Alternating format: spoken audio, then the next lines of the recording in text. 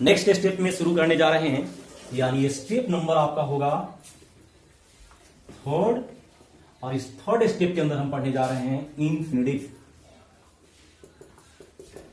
Infinitive it means 2 + V1। Okay, और हम इनका यूज करेंगे स्ट्रक्चर। पहले देखते हैं, क्योंकि स्पोकन के लिए यह स्ट्रक्चर काफी कंपलसरी है स्पोकन पॉइंट ऑफ व्यू से। यदि एम इजार के बाद 2 + V1 आया है तो यह स्ट्रक्चर बनता है वाला है, वाली है, वाले हैं। यदि वाज या वर के बाद 2 + V1 आया है तो यह वाला था, वाली थी और वाले थे का स्ट्रक्चर होगा। और यदि हैव ऑब्लिक हैज + 2 + V1 आया है तो यह ना है का स्ट्रक्चर होगा, या ना पड़ता है। यदि हैड + 2 + V1 का स्ट्रक्चर होता है तो ना था बनेगा और ना पड़ेगा, यानी ना पड़ा ये स्ट्रक्चर बनेगा। और यदि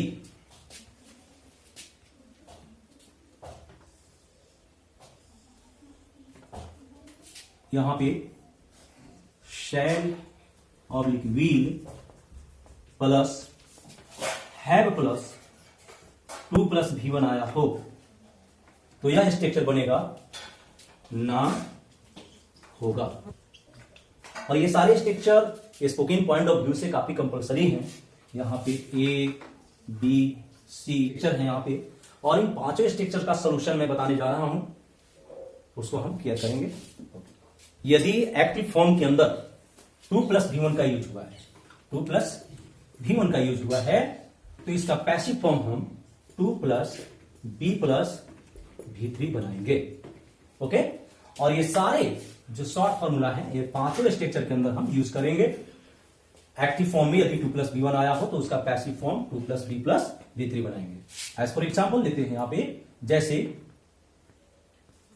you are to solve it, you are to solve it.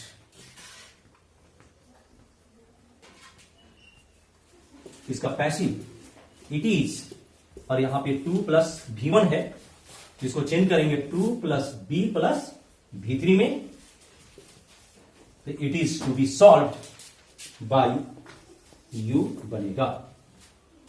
बढ़िया, she has to sing a song, example हो तो इसका passive form a song has to be sung by her बनेगा। ओके, और एग्जाम्पल इसका हम स्टेप नंबर और structure number B देखते हैं, जहां पे ए फॉर्म के अंदर सेंटेंस का beginning it plus finite verb plus time plus 2 + V1 से हुआ है। यदि इस तरह का स्ट्रक्चर हो, यानी यहां पे इंफिनिटिव का यूज हुआ है, तो इसका पी फॉर्म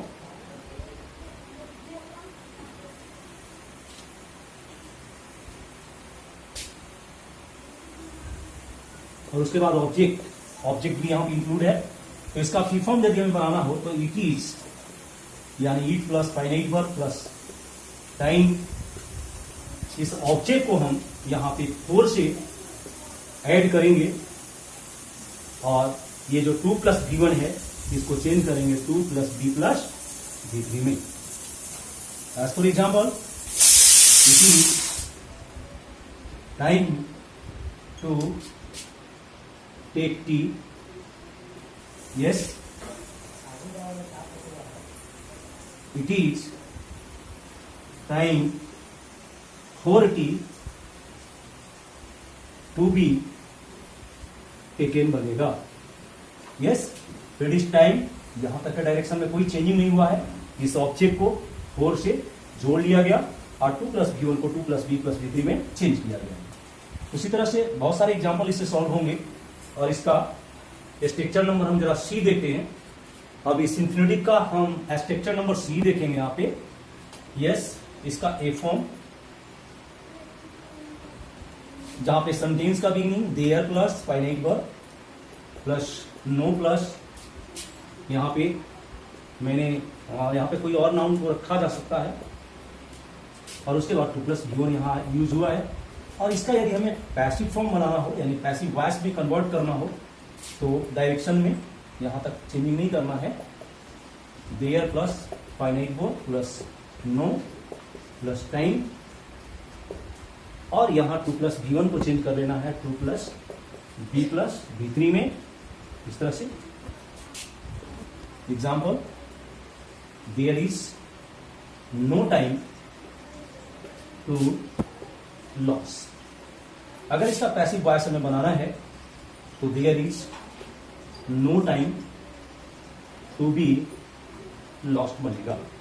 तो 2 प्लस B1 को चेंज कर लिया गया 2 plus B plus B3। Okay, यहां तक डायरेक्शन में कोई चेंजिंग नहीं हुआ है। That's now. यहां पे आप जरा देखेंगे, आप बोर्ड पे कुछ मैंने खास क्रियाओं को डिनोट किया, यहां पे लिखा है। यदि एक्टिव वॉइस के अंदर नो क्रिया का यूज हुआ हो तो उसे नोन टू में आप चेंज करेंगे, यानी यहां पे बाई का प्रयोग करना रॉन्ग माना जाएगा। यदि सेटिस्फाइड क्रिया एक्टिव वॉइस के अंदर में आया हो तो इसे हम सेटिस्फाइड विद में कन्वर्ट करेंगे। यदि सरप्राइज क्रिया एक्टिव वॉइस के अंदर आया है तो हम सरप्राइज एट में चेंज करेंगे। शॉक क्रिया यदि आया हो तो इन्हें हम शॉक्ड के साथ एट का प्रीपोजिशन का प्रयोग करेंगे। यदि प्लीज एक्टिव वॉइस के अंदर आया है तो उसका पैसिव वॉइस प्लीज्ड विद बनेगा। यदि लाफ एक्टिव वॉइस के अंदर आया है तो पैसिव वॉइस में लाफ्ड एट का प्रयोग किया जाएगा। यदि पॉइंट एक्टिव वॉइस के अंदर आया हो तो पैसिव वॉइस के अंदर पॉइंटेड टू का यूज किया जाएगा। यदि इंटरेस्ट शब्द आया है तो पैसिव वॉइस के अंदर इंटरेस्टेड के साथ इन प्रीपोजिशन का यूज किया जाएगा। ये कुछ खास क्रियाएं हैं, एटसेट्रा और भी कुछ क्रियाएं हैं, बट इतनी क्रियाएं यह ज्यादा ही इंपॉर्टेंट है जो एग्जाम में पूछ दिया करता है। और यहाँ पे यदि हम इनके साथ इन क्रियाओं के साथ बाई का यूज करते हैं तो आपको प्रीपोजिशनल एरर कहा जाएगा। और एरर का मतलब आप समझ सकते हैं, एक छोटी सी भूल मुश्किल पैदा कर देता है। स्टॉप कर दी। चलिए इन खास क्रियाओं का कुछ एग्जाम्पल, जैसे आई नो यू। यस, यहां पे नो क्रिया का यूज हुआ है और यदि इसका पैसिव हम बनाते हैं तो you are, because you are known, इसलिए बिकॉज यहां पे जो है वो नो V1 क्रिया है तो यू आर नोन और इनके साथ बाई का यूज नहीं होगा। अभी आपको बताया है कि नो यदि आया हो तो नोन टू में, यानी नो के साथ टू प्रीपोजिशन का यूज किया जाता है और नोन टू क्या हो जाएगा।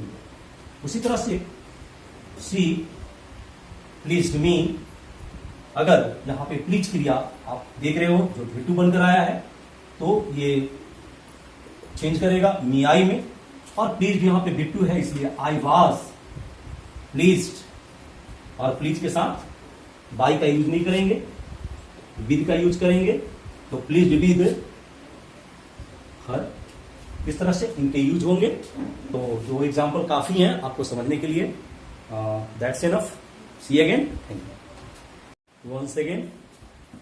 यहाँ पे मैंने बोर्ड पे आपके लिए कुछ खास स्पेशल एग्जाम्पल मैंने पुट किया है, डाला है। इन सारे जरा एग्जाम्पल्स को, इन सेंटेंसेस को देखेंगे और इन्हें सॉल्व करने का प्रयास करना है। और कैसे सॉल्व करेंगे इसको देखते हैं। ये सभी सेंटेंसेस इनडायरेक्ट नरेशन से रिलेटेड आपको लग रहा होगा, और यह एक कॉम्प्लेक्स सेंटेंस का उदाहरण भी है। यहां पे people say that man is mortar, man is a mortar एक स्टेटमेंट है, और यदि एक्टिव वॉइस के अंदर इस तरह का सेंटेंस आ जाए, एक स्टेटमेंट का यूज किया गया हो, यानी इनडायरेक्ट नरेशन से रिलेटेड सेंटेंस है, तो इसको आप कैसे बनाओगे। और यह स्टेटमेंट आपने देखा यह यूनिवर्सल ट्रूथ से बिलोंग कर रहा है, तो इसका जब हमें पैसिव बनाना होगा तो पूरे स्टेटमेंट के लिए हम इट का प्रयोग करेंगे, और यदि इन्हें बनाएंगे सॉल्व करेंगे तो हम यहाँ पे एज ए सब्जेक्ट इट का प्रयोग करेंगे।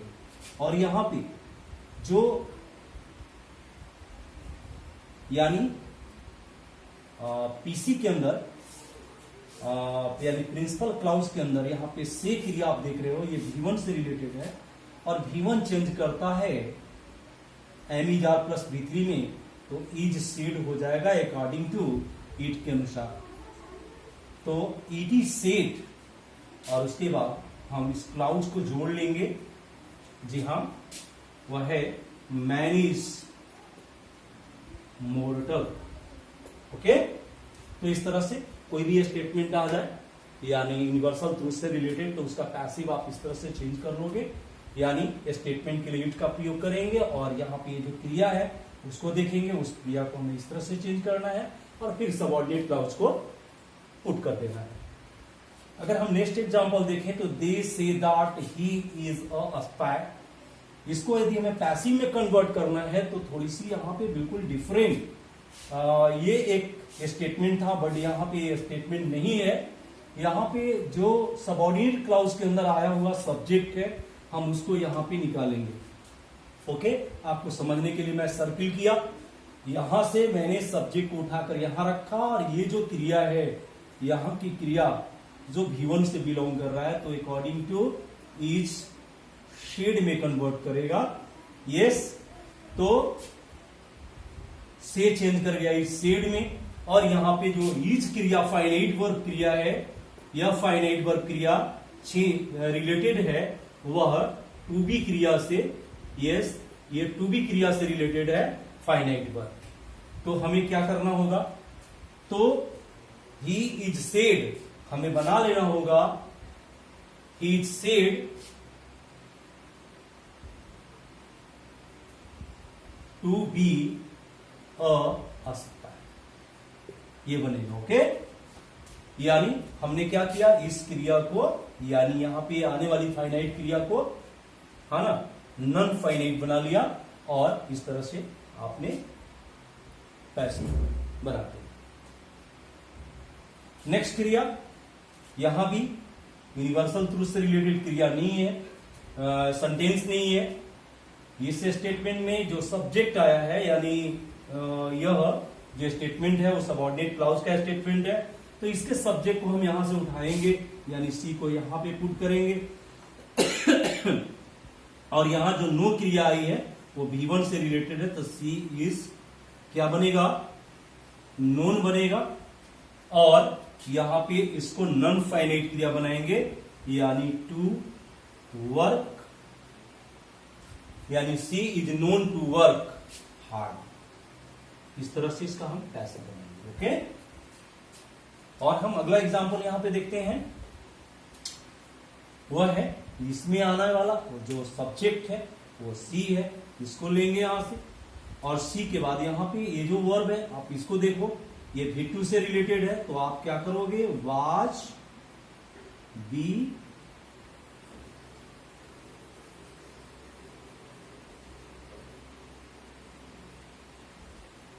सी वाज पीलाइट, और यहां पे पुनः यह फाइनाइट वर्ब है। यस, यह फाइनाइट वर्ब है, तो इसको आप नॉन फाइनाइट बना लें। नॉन फाइनाइट क्या बनेगा, तो टू वर्क हार्ड। इस तरह से आप बनाएं।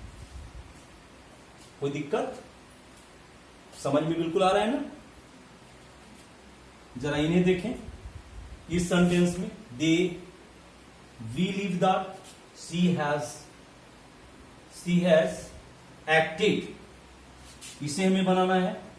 तो हम यहां से सब्जेक्ट को यहां पे लाएंगे और यहां पे क्रिया V1 चेंज करेगा सी इज BELIEVED में, यस सी इज बिलाइट, ये चेंज करेगा इस तरह से।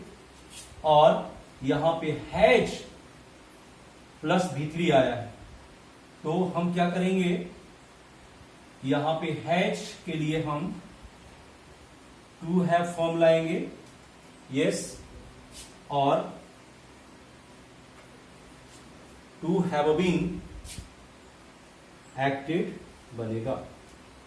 Okay, it's enough. ये थे आपसे यानी कॉम्प्लेक्स सेंटेंस से रिलेटेड कुछ खास एग्जाम्पल जो कभी कभी एग्जाम में पूछ दे।